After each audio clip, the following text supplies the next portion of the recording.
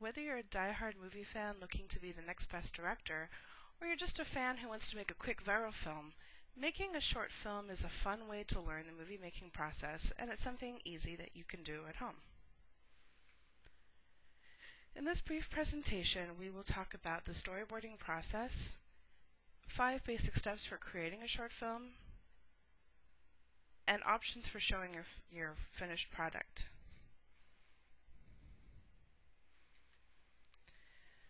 Storyboarding is the best way to get started, and at this point you should pick a storyline and figure out basically what story you want to tell. Perhaps you want to make a short film about a happy dinosaur who meets an alien who starts dropping bombs on the poor dinosaur. Once you've picked out your story and you've decided your beginning and middle and the end, the next phase is to create a storyboard.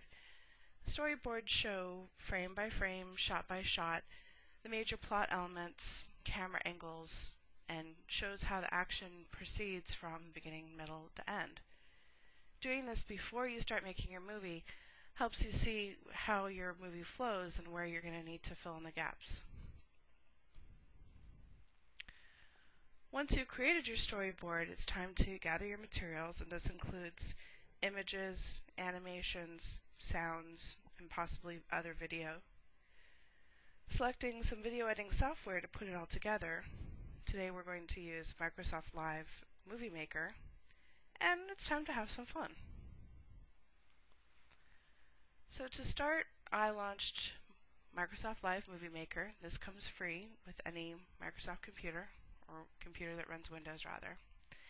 And step 1 is to select the images you'd like to use.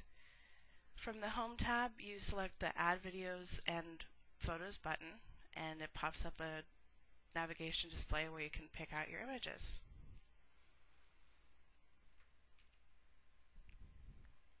In this case, I picked out 3 images, as you'll see there on the right.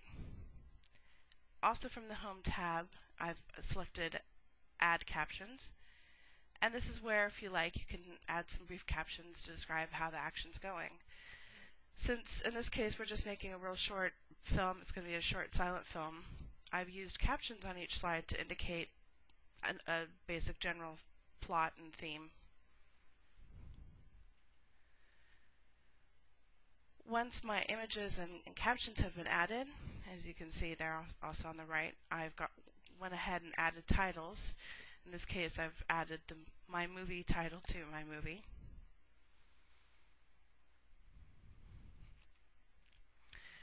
Step 4, there's all kinds of bells and whistles that are included in the Movie Maker program, such as visual effects that can change how an image appears within the film, or there's animations that can change how the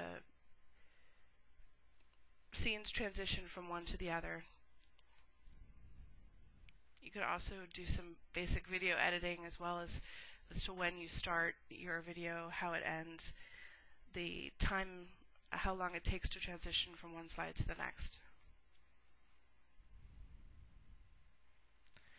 And once you pretty much have it in the way you like it, you can then save it or publish it in a variety of formats that are appropriate to which format you want to use. Some of the options for showing your film are uploading it to YouTube. That's free and basically the birthplace of a lot of viral films. You can post on Facebook, email it to your family and friends, or even submit it to a local film festival. And so now I would like to debut my movie.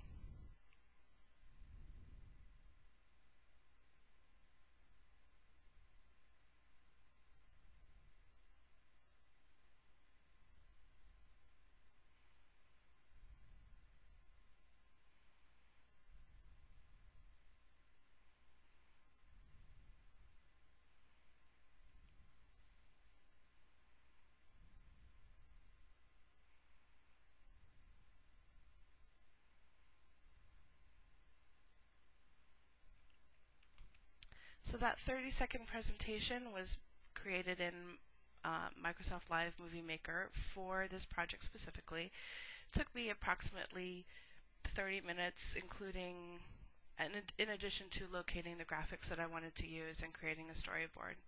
It was pretty easy, and I'll be uploading this for kicks onto my Facebook profile, just for fun.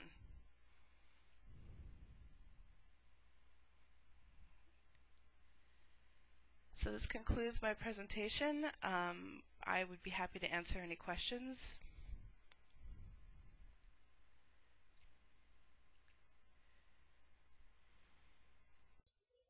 Just as thousands of wannabe starlets once flocked to Hollywood with dreams of making it big, millions now flock to YouTube in hopes that their short film might go viral and gain international fame and notoriety.